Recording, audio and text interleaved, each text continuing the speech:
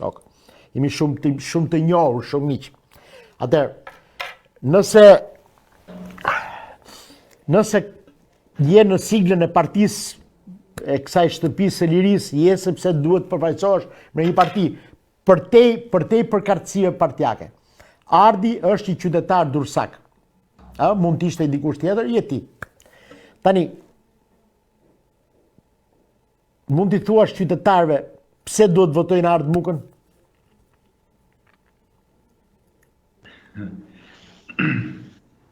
Një pyetje të ngjashme ma bën edhe një apo dy ditë të kaluara në një studio tjetër. Është aq e vështirë, po se aq edhe e thjeshtë. Është e thjeshtë sepse me Ardin do gjehet ajo që ka munguar për qytetin e Durrësit, do gjehet një aleancë me qytetarët për të drejtuar të gjithë bashkë më mirë qytetin tonë. Dhe për këtë garancia më e mirë do ishte ajo çfarë unë kam bërë për qytetin, atë çfarë unë kam bërë deri tani për dursakët. Natyrisht nuk është shumë, por është domethënëse. Ato luftra me barbarinë, me dashakeqësinë, me ignorancën, jo vetëm të bashkisë, por edhe të qeverisë, ku neve, të paktën për këtë fushë që edhe ju përmendët për pjesën e arkeologjisë, për atë që ka lidhje me trashëgiminë kulturore, neve kemi bërë betejë të rëndësishme për qytetin. Duke filluar nga betejë për Shatrivanin, ku për 90 ditë rresht neve i thamë qytetarëve dursak që nuk është një betejë thjesht për një mas betoni. Tek e fundit Shatrivani punonte një ditë në muaj, ku kishte drita, por kur nuk mundonte ujë. Kjo gjithmonë për dashakeqësinë dhe keq menaxhimin nga ana bashkisë. Por heqja e Shatrivanit ishte një akt force, një barbarizëm nga ana e pushtetit. Në atë kohë ne bëm një protestë qytetare, thash për 90 ditë, ku na u bashkuan 50, 60 vjet, 70 vjet në rastin më të mirë. I tham qytetit që neve nuk po e bëjmë këtë thjesht sepse është një memorie historike, por është një akt ku neve duhet kuptojmë që ku është nervi ynë qytetar. Pas 90 ditësh një natë me shi, bashkia, qeveria e hoqi Shatrivanin. Pas kësaj nuk kaluan as 5 vite dhe çfarë bën? Testuan prap nervin ton, testuan prap atë ndjesinë ton qytetare. Pa një projekt të qartë, pa një studim të me fizibiliteti dhe fleksibiliteti, pa një studim arkeologjik, propozuan që në sheshin përpara hyrjes portit të ndërtohet veliera. Natyrisht, nga që ishte prag fushat elektorale, hyn mjetet e rënda, hyn në sondat dhe pa kryer atë që është detyrim ligjor. Pra, gërmimet arkeologjike kampion për të parë nëse nën toka përmban apo jo diçka, kur aty neve të gjithë dursakët në sy të lirë nuk ishte nevojë që të gërmonin shumë, shihej që kalonte trakti i rrugës që bashkonte murin nga torra me pjesën që ndodhet poshtë pallatit 12 katësh ngjitur afër me torrën. Pra shkatruan... Që është një monster më vete. Që është një monster më vete që i hapi rrugën, që i ka hapur rrugën ndërtimeve të tjera të paligjshme. Që ai është një monster më vete. Ndodhet një nga portat hyrëse kryesore të qytetit Durrësit. Te portiku që më fal Ardo. Është porta që futesh nga deti. Po. Dhe nga gërmimet pas insistimit ton për pjesën e ndërtimit në territorin ku do ndërtonte veliera, një grup arkeologjik përfitoi të drejtën, gërmuan dhe aty doli një objekt i rrallë për nga rëndësia, sepse diskutohet që ishte një torë turke, Mbrojtëse. pra ishte rreth vitit 1500 vjet si ndërtim, dhe ishte në mbrojtje të portës hyrëse të qytetit. Kjo do ndryshonte ndofta edhe konceptin nga ana e trajtimit të arkeologjisë, për atë që do ishte koha e ndërtimit të vetë torrës. Më fal, Sepse është diçka të të jap një informacion. Me një fjalë, ajo kulla është bërë, unë e kam lexuar një shkrim të Fatos Tartarit, por kam hyrë në Wikipedia se kam bërë në kohën e pandemisë që rrim në Vërshpë, unë kam lexuar, kam bërë historikun e qytetit Durrësit, pak a shumë ashtu si kam mundur unë. Pas ka qenë një duk nga Monza, që me anije ka ardhur për ta pushtuar Durrësin. Durrësi deri në 370-ën, 1370-ën, ka qenë pronë e Anjouinëve. Anjouinët ishin familje zotërues të dy Sicilive, të Spanjës, të Francës dhe të mbretëre anglisë e ka pasur origjinën që atje nga Anjouinët. Dhe Anjouinët ja lanë me miratim, me bashkërendim me venecianët, ja lanë Karl Topis atë qytet. Dhe mbas pushtimit turkëve, i pari që e ka sulmuar ka qenë ky duka nga Monza. Dhe ato mure që janë prishur atje i përkasin këtij fortifikimi. Pra ka një histori dhe ne e shuajmë me zor. Natyrisht. Arkeologët në atë periudhë unë isha anëtar i Këshillit Bashkiak, neve aprovuam një fond special për gërmimin që ato kërkonin, pasi panë që ishte një objekt i rëndësisë veçantë, u vendos që ata kërkuan që të vazhdonin periudhën e gërmimeve. Në atë kohë kryetari i bashkisë zoti Dako vendosi që jo, sepse kemi prioritet ndërtimin e infrastrukturës rrugore, mbi cilën do u ngrinte veliera. Dhe kështu u procedu. Ato arkeologët e mbajtën sajtin e hapur vetëm për një muaj dhe pas asaj, megjithse objekti ishte i një rëndësie shumë të madhe, gjithçka u muros nën beton. Në këtë kohë, ndërgjegja qytetare e Durrësak u zgjua për e fjetur. Neve maksimumin në protesta aty kemi pasur rreth 200 persona. Por tek e fundit nuk është rëndësia dhe tek numrat, ishte rëndësia tek mesazhi që ne përcollëm, ku kërkuam me forcë që Durrësi mos i dëmtohet edhe më trashëgimia kulturore. Atë që ka thënë edhe arkeologu i nderuar zoti Tartari, po shkojmë drejt asaj që është e parikuperueshme. Unë do të propozoja me shumë sinqeritet dhe me këmbë në tokë në projektin tim për qytetin, ndërtimin e një parku arkeologjik. Që do të përfshinte komplet objektet arkeologjike të cilat ndodhen në një rrezë rreth 300 metra nga bashkia. Ka shumë objekte të tilla, ku turistët e mundshëm që do të vizitonin në qytetin tonë, mund të humbnin një ditë të tërë dhe nuk do të arrinin të shihnin dot të gjitha. Natyrisht ka objekte të rëndësisë veçantë, ka objekte më pak të rëndësishme, nga këto objekte ardhja në Barros. Krijimi një parku arkeologjik për qytetin e Durrësit do ta bënte një destinacion të mirëfillt turistik, jo vetëm për vendet e Ballkanit, po unë do thoja për mbar botën. Neve akoma kemi pa zbuluar amfiteatrin, megjithse është një zbulim i vitit 1964. Kemi të pa zbuluara termat, kemi pa zbuluar zonën e Merkatos, kemi pa zbuluara shumë thesare tjera në qytetin e Durrësit, thesare të cilat duke u bashkangjitur pastaj dhe pjesës turizmit, duke bashkangjitur dhe zhvillimit të qytetit, natyrisht do të bënin që Durrësi të kthente në një atraksion të mirëfillt turistik, ku thashë, nëse për momentin vjen vetëm një kroçer një herë në 10 ditë, unë jam shumë i sigurt që 2 kroçera apo 3 kroçera në ditë do ishin pak për qytetin e Durrësit. Patjetër. Edhe unë jam i bindur.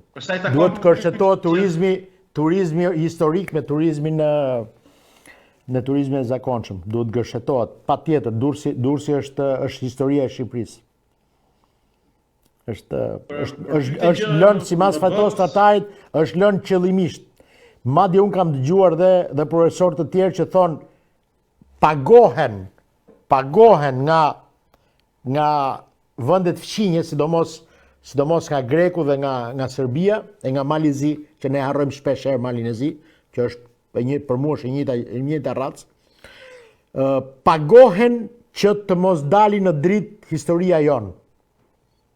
Lidhjet tona me Bregdetin Dalmat, lidhjet e Durrësit me Bregdetin Dalmat, që sot është nën Malin e Zi, pjesa jugore, ajo pjesë që është nën Malin e Zi dhe që nuk përmenden fare. Ne themi vetëm Kosova, Maqedonia, Kosova, po kemi pjesën këtu të Malit Zi, që ka qenë tërkohën shqiptare.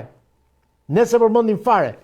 Dhe ulçinakat që janë në Shqipëri sot janë fal masakrimeve që i kanë bërë malazezët atje. Kupton?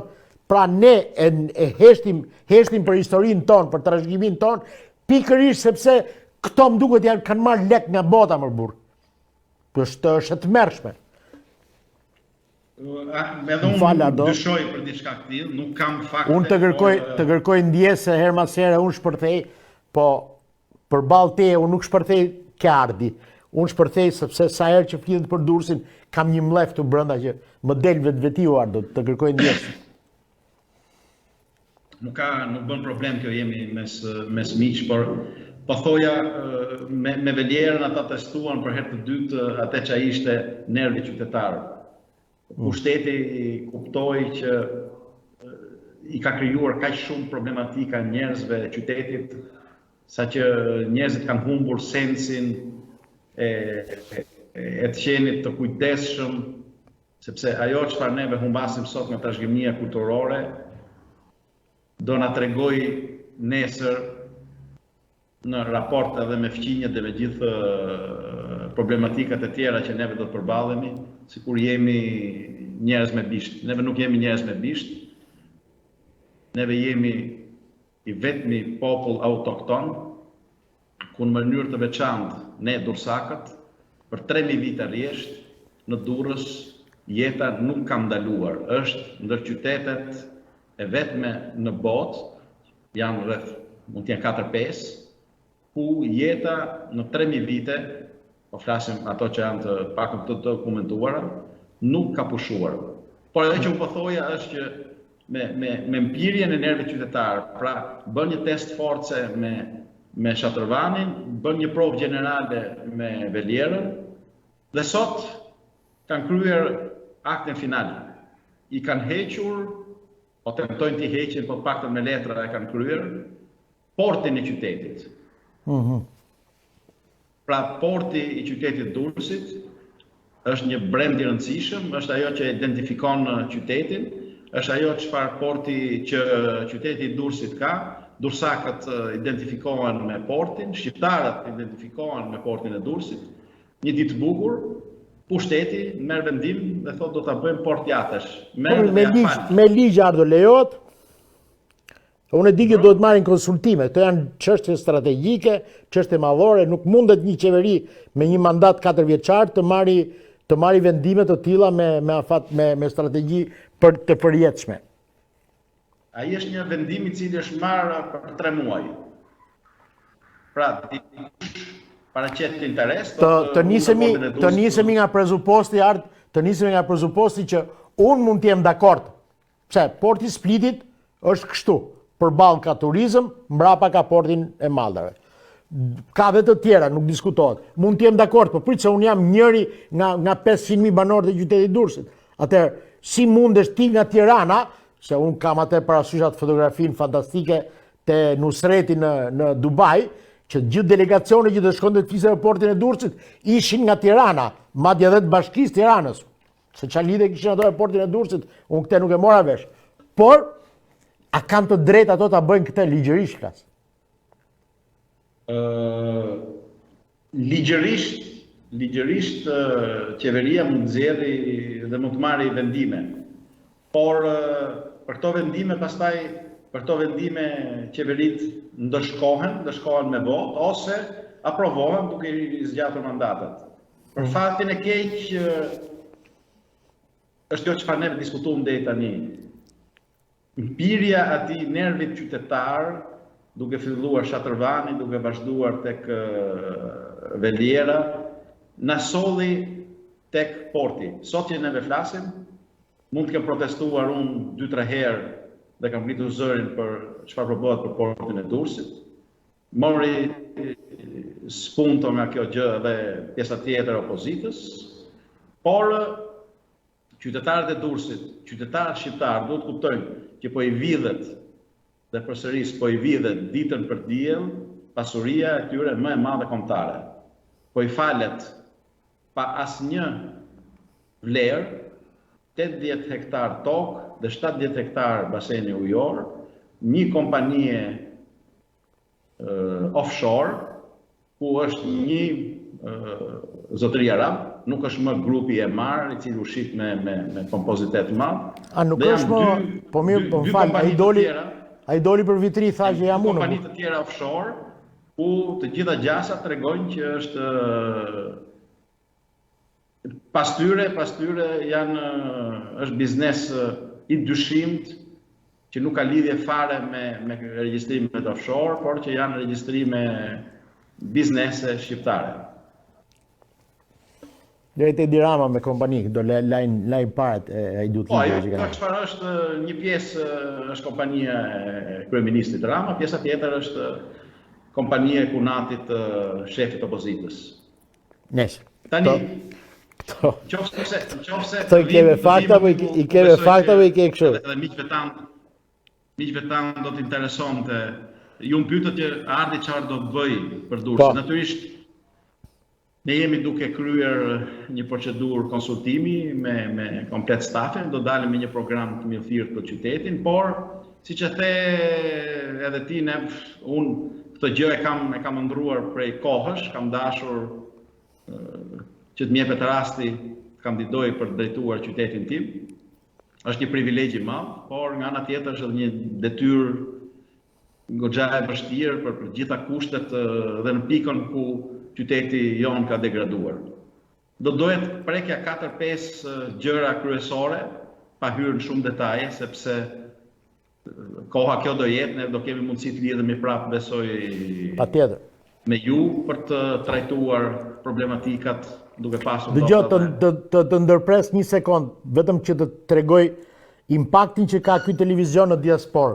Atëherë, ky televizion ka vetëm në Londër 260.000 abonent. Abonent. Në Londër ka në Londër ka një komunitet të madh durrësakësh. Kur them të madh, unë jam habit se më shkruajnë masi më shohin televizor ose nëpërmjet shokut me pasar, ka një komunitet jashtë masë të madh. E dyta, ky emision ndiqet dhe nëpërmjet televizionit nesër televizion në TV-s dhe do të ritransmetohet nesër në ora 6:30 me orën shqiptare, plus që ky televizion vetë nëpërmjet website-it të tij shikohet në të gjithë botën. Pra, impakti i kësaj nuk ka rëndësi se ne nuk kemi Top Channel apo TV Klan. Impakti besoj se do të jetë shumë i madh. Nuk besoj në sensin se e para sepse jam unë këtu dhe njerëzit mu më duan shumë. Dhe unë i falenderoj të gjithë me radhë. Dursakët e dinë që unë nuk luftoj për karrike. Bibla ime është qyteti im, se unë e du shumë. Dhe prandaj unë këtu tani unë ty të kam shok, por unë do të bi kokës, tani do të dëgjosh me fjalë, do të dëgjoj ty tani, pastaj mbrapa do të bi dhe unë. Unë nuk kam turp të të shaj. Unë Vangjush Dakon e kom pas mik. Unë sot me Vangjushi nuk shkëmbej më asnjë SMS, sepse unë i them gjërat në cop. Kupton, Ardo? Tashit më fal, mund të vazhdosh, të kërkoj ndjesë për disa të njerë. Jo, tash përfitim nga rastit përshëndes gjithë bashkëkombësit tanë që ndodhen në Mbretërinë e Bashkuar, sidomos bashkëqytetarët e mi që ndodhen atje. Uroj që nëse projekti im do shkoj do rezultojë me sukses, dhe ajo çfarë neve ndërrojmë të bëjmë për qytetin tonë, një ditë fëmijët e tyre dhe ata vetë kthehen dhe t'japin kontributin në qytetin tonë. Kjo do ishte maksimumi i realizimit të asaj ëndre që neve po kërkojmë prej kohësh. Pra, krijojmë mundësinë që fëmijët tanë të shkollohen, të punojnë dhe të japin kontributin e tyre në vendin tonë dhe mundësisht dhe ato që janë larguar për shumë motive të shohin në vendlindjen e tyre mundësinë për të shkolluar, për të asimuar, për të dhënë kontributin këtu. Tani, ti je nga Durrësi, je i qartë që Zoti na ka falë diellin, na ka falë detin, na ka falë 300 ditë me diell në vit, na ka falë pozicionin gjeografik. Neve duhet të kthejmë atë çfarë na është falë nga natyra, t'ja kthejmë dhe t'i bëjmë më të mirën për qytetin, për njerëzit. Natyrisht në projektin tim unë e titulloj zhvillimi i 4T, pra turizëm, transport, tregti, teknologji. Do të marrë shumë pak kohë. Jo, s'ka problem. Flasim për turizëm. Ke kohën tënde. Çfarë unë mendoj është që porti i propozuar, pra porti komercial i qytetit Durrësit, që propozohet për ndërtimin një porti jahtesh, në konceptin tim si urbanist, mund të qëndrojë. Mund të qëndrojë, por pasi të jetë kryer një transparencë totale mbi atë çfarë do të jetë zhvillimi, pasi të jetë kryer një transparencë për pjesën e financimit dhe pasi të jetë kryer një studim i mirëfillt fizibiliteti.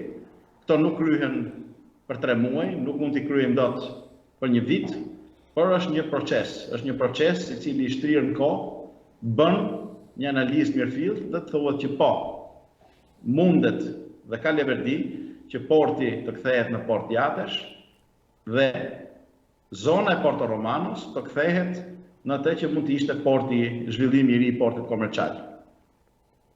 Tash si specialist ideja është e mirë sepse porti i Durrësit, pavarësisht që shfrytëzohet vetëm 35% për momentin të mundësisë evaduese të tij, është një port ku shfrytëzohet vetëm nga shqiptarët, nga pak tranzit për Kosovë dhe Maqedoni. Por për zhvillimet e ardhshme, për atë që neve duhet ta kthejmë qytetin tonë, natyrisht mund të bënte porta reale hyrëse e rrugës Egnatia. Në këtë aspekt, natyrisht porti tregtar, flasim këtë rast, duhet kishte të tjera dimensione, duhet kishte të tjera mundësi përpunimi, duhet kishte të tjera mundësi evadimi dhe spedicioni. Pra zona e Porto Romanos do të ishte porti i ri natyral i qytetit Durrësit dhe porti aktual mund të kthehente shumë mirë në një port jahtesh. Por jo duke ja falur, jo duke ja vjedhur qytetarëve dursak dhe qytetarëve shqiptar dhe duke ja falur një kompanie pa identitet që nuk i dihen se kush janë pronarët. Ndërkohë që propozimi im është një propozim konkret, për këtë rast mund të krijonte shumë mirë një fond publik investimesh, ku të gjithë qytetarët dursak dhe qytetarët shqiptar, por jo vetëm, mund të ishin aksioner në këtë zhvillim. Pra krijohet një fond i madh investimesh dhe me këtë fond qytetarët dursak shqiptar janë pronar të këtyre zhvillimeve të reja. Pra me këto fonde bashkëpërgjegjës jemi të gjithë aksionerë, si në zhvillimin e portit jahteve, ashtu dhe në zhvillimin e një porti të ri komercial në zonën e veriut qytetit, zona e Porto Romanos. Është një koncept i cili njihet gjërësisht në botë, edhe propozimi i kompanisë arabe i cili erdhi paraprakisht për qeverinë shqiptare, ka fondin më të madh publik në botë sot. Emiratet Arabe kanë rreth 500 miliardë dollar fondin publik të tyre. Neve shumë mirë mund ta krijojmë një fond të tillë, baza ligjore ekziston. Natyrisht, nëse qytetarët dursak do mbesonin drejtimin e qytetit, hapi i parë që do të bënte do ishte një referendum. Pra ti thua që secili të investon, unë do investoj kompanie pa identitet, apo duan që ata të bëhen pronarët, të jenë ata pronarët e porteve, në këtë rast pra të dyja porteve, dhe portit të ri dhe portit jahteve. Më fal, ta nënvizojmë pak të pjesë më pëlqeu, ideja që është fantastike. Pra ti thua një shoqëri aksionere, unë që kam 1.000 euro do hedh 1.000 euro, ai që ka 10 do hedh 10, ai që ka 20 do hedh 20. Ky është fondi. Po, ky është fondi. Shumë ide e bukur. Neve fondi krijohet si një shoqëri aksionere ku Kuptoj. me përcaktimin e vlerës së një aksioni, secili mund blej aksionet e tij. Dhe fondi pastaj është i qarkullueshëm sepse në momentin që janë ndërtuar zhvillimet, qoftë edhe zhvillimet portuale, por edhe ato turistike apo hoteliere, apo për banesa, në shitjen apo me zgjidhjen edhe të problemit të strehimit, si për banorët që kanë problematika me tërmetin, edhe për banorët që kanë problematika me strehimin në vite, nëpërmjet këtij sistemi do ishte një zgjidhje shumë e mirë, një zgjidhje perfekte. Shumë e bukur. Në konceptin tim, qyteti jon shumë shpejt do të ketë problematika për sa i takon mbetjeve urbane. Siç e dini, ka zhvillime për inceneratorët në Shqipëri, pra inceneratori i Elbasanit është pezulluar, është sekuestruar, në të njëjtën rrugë sepse është po njëjta kompani që administron, është edhe inceneratori i Fierit dhe i Tiranës. Ndërkohë që qyteti i Durrësit sot mbetjet i çon në Tiranë me një subvencionim që shteti shqiptar ka dhënë, me qenë se u shpall gjendja e emergjencës mjedisore, dhe qytetarët durrësak paguajnë 40 euro për ton plus transportin. Më fal, jo qytetarët durrësak, por qytetarët shqiptar, sepse i paguan fondet qeveria për momentin për 10 vitet e ardhshme. Mbetjet urbane Durrësit transportohen dhe dërgohen në Tiranë, ku atje ato trajtohen dhe inkapsulohen. Nuk digjen, pra nuk çonin incenerator. Ajo çfarë neve do t'i propozonim qytetit është riciklimi. Riciklimi, një proces ku qyteti do urohet të kthente në një qytet kampion në Shqipëri, ku neve të gjithë bashkë me mbledhjen e diferencuar. Nga një ndërmarrje që jemi aktualisht ku paguajmë dhe për qytetin është një barë, do të kthente në një benefit, do të kthente në një të ardhur. Si është kjo, shpjegoje pak? Mbetjeve direkte. Si do ishte kjo, shpjegoje pak? Si do ishte kjo, mund na e shpjegosh pak? Sintetike, natyrisht. Atë sintetike, ndarja e mbetjeve qytetare. Që në Kazana, që në Kazana. Po, ndahet vetëm në dy porcione, ndahet në mbetje organike dhe inorganike, të cilat ka nevojë për 2 kosha në momentin që hidhen. Kjo do të bënte që mos të përziheni dhe mos të ndosnin mbetjet inorganike, të cilat janë në burim fitimi nesër. Burim fitimi për bashkinë e Durrësit. Çfarë do të ndodhte? Në një fazë ricikluese bëhet ndarja e tyre, ku të gjitha materialet, letra, alumini, qelçi, trajtohen, plastika gjithashtu, në vend që të bëjnë problem, pra t'i marrim dhe ne të transportojmë Tiranë dhe të digjen atje, duke krijuar gjithë problematikat e ambientit dhe kosto financiare, por qytetin do ishte një vlerë shtuar.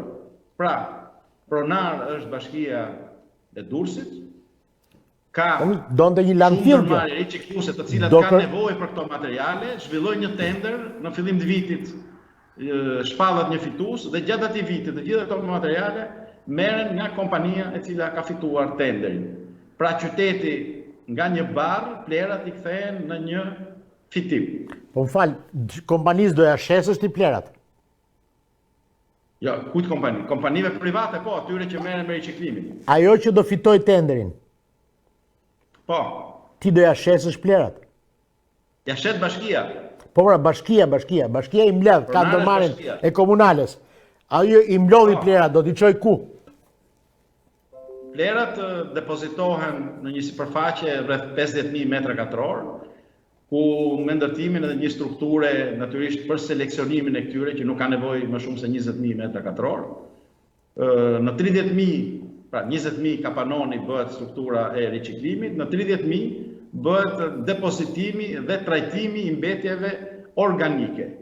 Pra, të krijohet një mini landfill, për qëllimet e bashkisë. Për qëllimet e bashkisë. Nëse Bashkia e Durrësit deri para një viti i diqte plerat në qiell të hapur, me propozimin ton, pra me trajtimin, me riciklimin, këto janë janë praktikat të njohura Me fjalë, ti ke Europë. bërë këto llogaritë e kostos. Pra, ne sot harxojmë 40 euro për ton dhe plus transportin që e çojmë atje dhe gjithë kjo totale bën kaq lek.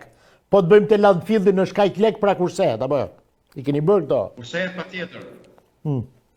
Okej, Patjetër, për edhe ndërtuar një landfill. edhe kjo është shumë e vlefshme. Këtyre dimensione bashkë me makineritë ka nevojë për 7-8 milion euro, por përfitimi më i madh nuk është thjesht vlera monetare, është që futen njerëz në punë, këto operatorët ekologjik të cilët sot janë që bredhen nëpër qytet pas një kusht duke u skalavar nëpër bidonat e spacaturës. Ato të gjithë nesër mund të jenë punëtorë të bashkisë, të cilët punojnë në kushte shumë të mira pune, me siguracion. Dhe që kalojnë nëpër Durrës e qelbin dynjan sa dhe qenë të rrugëve i lehin atyre.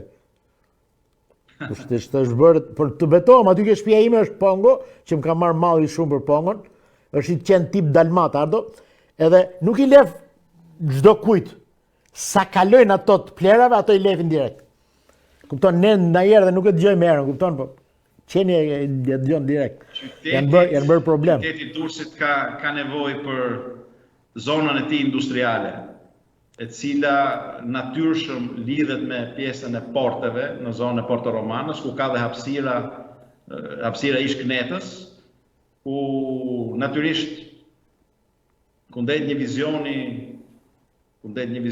të duhur, kundet një vizioni me dashuri për qytetin, mund të kthehet në një burim punësimi për rreth 30.000 njerëz.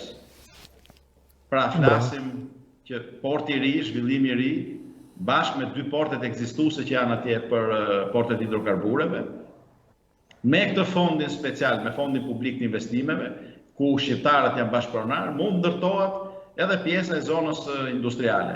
Të gjitha sot kur ne me flasim, mund duken fantazi, janë të realizueshme, janë gjëra të cilat ka eksperienca botërore, si thash në pjesën e Arabisë Saudite, si në pjesën e vendeve të Europës Veriore. Është Norvegjia që ka në Europën Veriore, Ardo, të njëjtën strukturë. Në Hollanda, Ardo, ka të njëjtën strukturë. Industriale do ishte Anijet vinë në deti, futen kanal dhe shkojnë direkt të vendi ku do shkarkojnë. Nuk e harroj njëherë, kemi hyrë në Anversa, me një anije kemi kalu për në Gent, po kemi bo 1 orë e gjysë, 2 orë rrugë, ma tanë Gentit, qytetit, kemi shku në një, disi ishte Ardo, si puna e në shënës, pjesa ku bëheshin format, një vingji malë, ca platforma aty në tokë, shkoja nia me zorë u këthym nëse ishte kanali pak i ngushtë, po shkoj deri në destinacion, për të çuar një plak. Kupton? Këtë duhet të arrijmë ne. Paka shumë kjo logjik, pra neve i bashkangjisim një strukturë industriale, një zonë industriale, zhvillimet të porteve që propozohen në zonën e Porto Romanos, ku me lidhjen që mund të bëhet shumë mirë me Kurudhën nga Sukti janë 10 kilometra e Kurudh, autostrada është hedhur shtrati i rrugës deri në këtë zonë, do ta kthemte në një pol jashtëzakonisht atraktiv industrial pastaj qytetin e Durrësit. Pra, po për hidrovorin, ça thashë themi po qarkullon tani atje për hidrovorin? Hidrovori janë ato lojrat e vogla të pushtetit ku me fondet publike kërkojnë të zgjidhin problematikat që kanë sipërmarrjet private. Më konkretisht, na e thuaj pak. Më konkretisht, hidrovori do spostohet, propozohet një spostim i hidrovorit për rreth 1 kilometër drejt Veriut, sepse në zhvillimet portuale që janë aty, nuk marrin dot certifikimet që kërkohen për portet, certifikimet që kanë lidhje me safety-n, pra me sigurinë, dhe me environmental, me pjesën e ambientit. Me qëse aty shkarkohen një pjesë e mirë e mbetjeve të qytetit. Në këtë rast propozohet që kjo të spostohet me fondet e shtetit, janë rreth 11 milion euro në Mënveri. Pastaj, ajo që unë do propozoja dhe do ta ndroja do ishte që qyteti im, qyteti jon, të kthente në një smart city. Konceptet e smart city janë koncepte inovative, janë koncepte të reja, por që në botë sot ka me qindra të këtilla, qytetin ti arrin nëpërmjet indikatorëve që implementohen nëpër qytet, të kuptosh çfarë problematika shke, kjo në lidhje me ajrin, në lidhje me tokën, në lidhje me përmbytjet, në lidhje me ato çfarë janë halle sot për qytetin. Pra, me këto indikatorë, neve arrim të ndërhyjmë paraprakisht dhe kjo bën që qyteti të jetë më jetueshëm, të jetë më happy për qytetarët e tij. Natyrisht, thash, pjesë e programit pastaj është shumë e gjerë, ka lidhje me çfarë janë problemet sociale, me çfarë janë problemet urbane, me çfarë janë problemet e infrastrukturës, gjelbrimit, do duhej kohë që neve të dy të rrinim, nuk besoj që ju e keni, unë do të mirë kuptoj sepse jam në Jo, edhe unë nuk mundem të rri shumë tepër se ka dhe emisionet të tjera.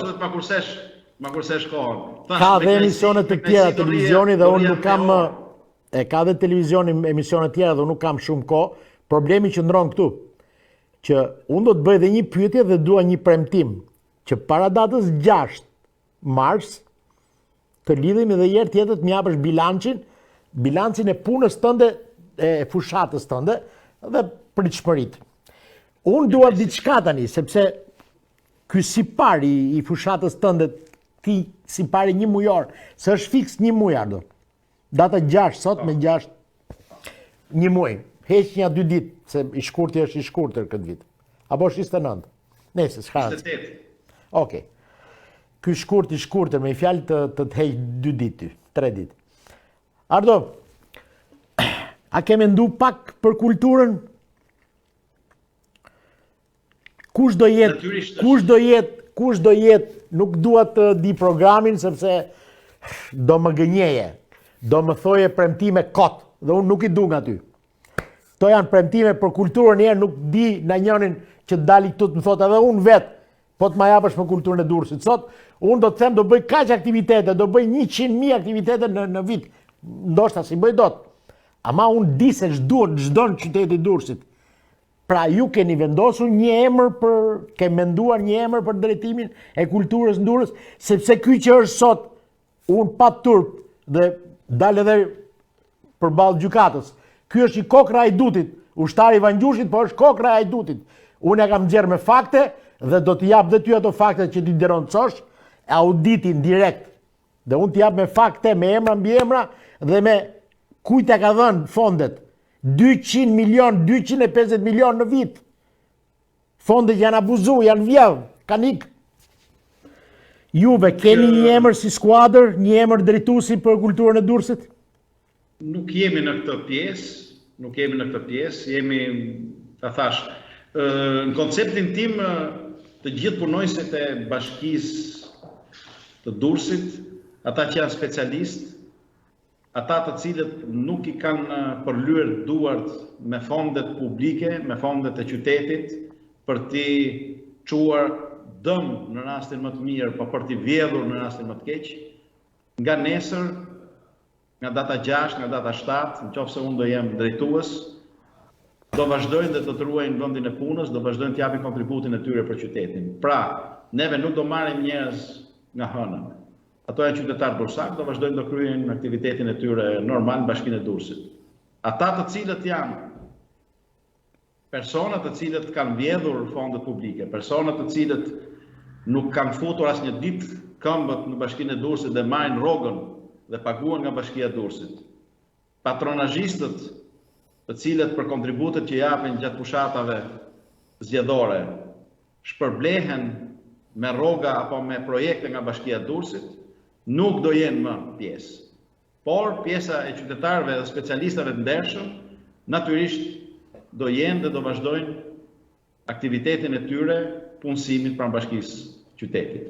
Nuk mund të them që kam emra, nuk është pjesë, të paktën deri në këtë moment nuk është pjesë e zhvillimeve që unë jam duke kryer, kam projekte për çuar përpara, natyrisht jam konsultime me qytetin, jam konsultime me qytetarët.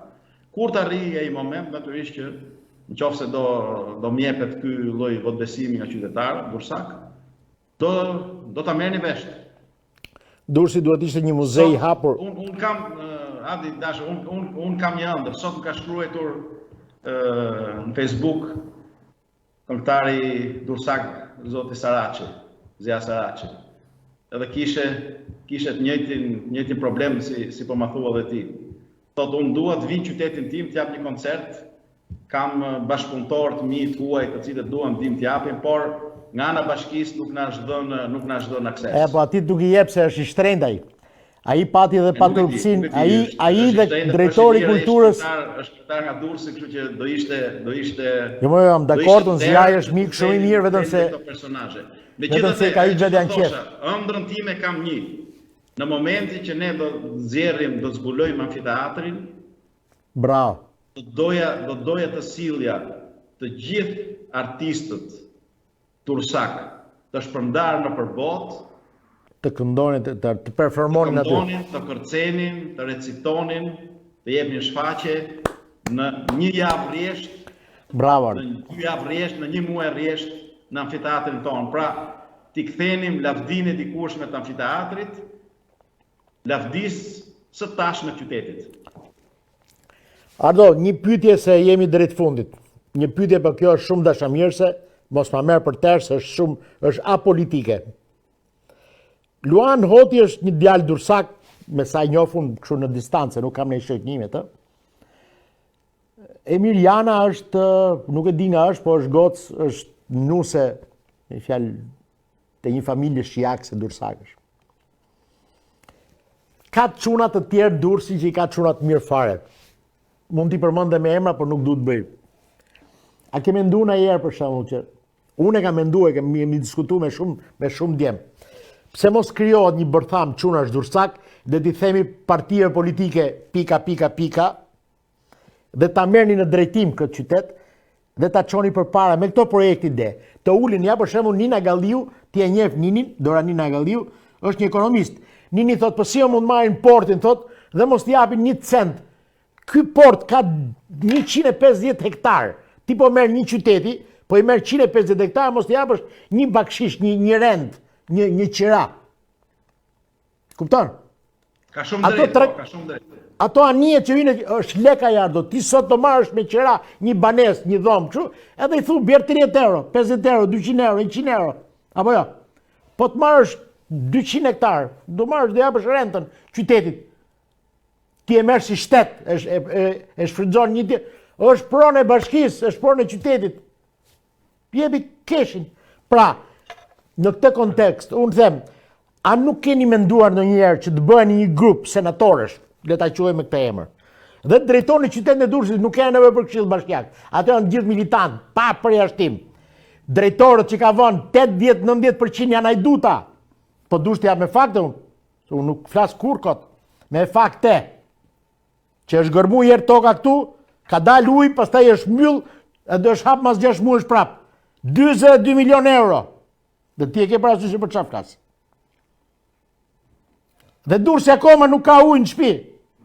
I dashur, sot ne jetojmë në një sistem demokratik ku për zgjedhja, për këtë sistem që neve kemi zgjedhur, kalon patjetër nëpërmjet votimeve, kalon patjetër nëpërmjet sistemit të partive politike.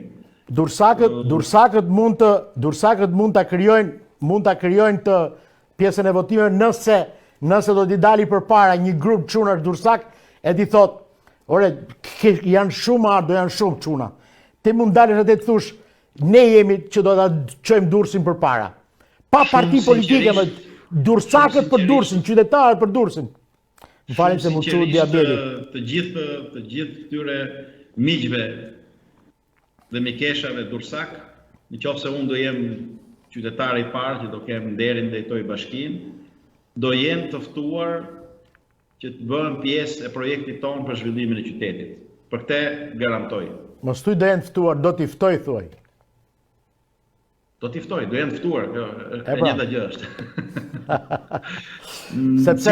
Sikurse përfitoj nga rasti nga televizioni yt që të dy kandidatët, po brenda këtij muaji që neve jemi në fushatë elektorale, të bënin një përballje. Ti si djalë Dursak, neve si djemë dhe vajza. Unë Luanin do ta ftoj. Unë Emirianën kam shumë respekt, ta them a priori. Bile unë kam dhe një lidhje farefisnore me krahun e të shoqit, nga nona ime, se ti e di nona ime shiakse, krutone shiakse. Por, unë do ta ftoj, nuk e di, unë do doja shumë, se Emiriana është gotë zonjë për mua. Tjetër gjë pastaj se i ka këmbët e lidhura, se është i përket aty janë njerëz mirënjohës, disa, dhe kur gjendën dhe në pozita të vështira ulin kokën dhe nuk reagojnë. Kjo është e keqja. Ka të tjerë pastaj që unë i kam quajtur bashkëfajtor, si puna tyne patronazhistëve, që për i rrogë 500.000 lekëshe, që në Shqipëri është shumë fakt. Ata shesin nderin, moralin, çdo gjë.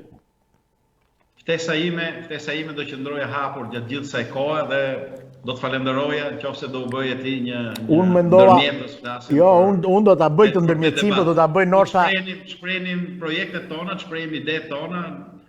Unë nuk jam për konfliktin, nuk jam. Patjetër. Jam për qytetari nuk bën luftë. Dhe fushata do jetë një fushatë pozitiviste, ku do shpalosen projekte dhe besoj që ideja dhe projekti më i mirë qytetarët Dorsak do ta kenë mundësi ta vlerësojnë dhe të japin të drejtën për të drejtuar qytetin tonë. Uroj t'jam unë, po nga ana tjetër uroj t'jam më i miri. Patjetër. Ti si buratit që thot ne nuk jemi më të mirë, më të mirë se muska. Ai është. Unë kam gjerë i batut tjetër atit. Unë kam tjetër koncept, them, unë nuk do bëj dot mrekulli, por unë do përcjell mirësi. Unë kam gjerë i batut tjetër për atë tipin. Ai thot, ne nuk jemi më të mirë, po më të mirë se ne s'ka. Unë them, ju nuk jeni më të mirët, po më të qi se ju nuk ka që nga lindja e Krishtit. Ardmuka, ishte shumë kënaqësi që të kisha në emisionin tim, në sofrën e Albi UK TV-s dhe ishe në Londër virtualisht me mua, dhe njëkohësisht dhe nga mesazhi që mora nesër në ora 6:18:30 do të jetë në televizionin NTV Nesër TV, në seksionin live, mund ta shohin në çdo moment në web, edhe këtu në emision në televizionin ton, dhe në web dhe në televizion live në Albi UK TV. Unë të uroj sukseset ty dhe bashkëpunëtorëve tuaj. Mos shikoni kisha e xhamia, tha feja shqiptare dhe shqiptaria. Dhe unë po të them si vlla, si shok, si mik, mos shiko parti, se partit ikin e vinë, ai qytet është i përjetshëm. Po i shërbim atij qyteti do ta ngeli emri si ajo ëndra ime që kam unë tani, unë kam ëndër përveç amfiteatrit, kam ëndër që edhe gjithë mbretërit e to që kanë qenë që nga kohë, se unë do t'i nxjerr me emra, mund të t'i jap, mund të ta kaloj dhe materialin ty, të vejë në shëtitoren të Aulantja, atje ke tokat e vjedhura të Jolanda Mustafarajt me kompani, atje ke Ishle Shteriku, t'ja marrin atyre pronën që kanë vjedh, bregdetin që kanë vjedh, e të vehen këto monumentet e kulturës deri poshtë, që kur të vinë turistët kenë çfarë shohin, të alternohet turizmi historik me turizmin e tjera kulturore. Garantoj që do ta bëjmë pjesë projektit tonë të identitate. Është shumë e bukur, është mrekullueshme. A kupton?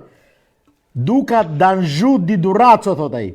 Një familje me fjalë e anxhuinëve që e merrshin emrin nga Durrësi. Është dhe familja në Genova, familja Durazzo. Ka shumë në Wikipedia, unë e kam shkruar pardje. Mjafton të klikosh, ka me miliona citime për qytetin tonë. Është madhështor. E kanë shujt atje. Me i palë brek atje, kanë vënë i palë brek atje. Hyrja porte e kanë mbyll fare. Gjinof. Ardo ishte kënaqësi vlla. Ndoshta fola edhe unë shumë, po unë përfitoj gjithmonë. Kënaqësia është e imja. Tash jam i hapur dhe pres me kënaqësi dhe ftesën tjetër tëndën ku do jemi edhe ne ta provojmë. Do ta provojmë, nuk e di sa do të jetë mundur, por do ta provoj. Falenderoj. Mirë pra, të dashur miq, ishim me kandidatin për kryetar bashkie në qytetin e Durrësit, në bashkinë e Durrësit, zotin Ardian Muka. Unë duke ju uruar natën e mirë, ju ftoj të martën apo nuk e di një ditë tjetër do të jemi pa në Sokon dhe merja dytë shoqërisë civile disa tjerë për diskutuar për tema të tjera. Mirupafshim deri atëherë nga unë Ardi Omeri.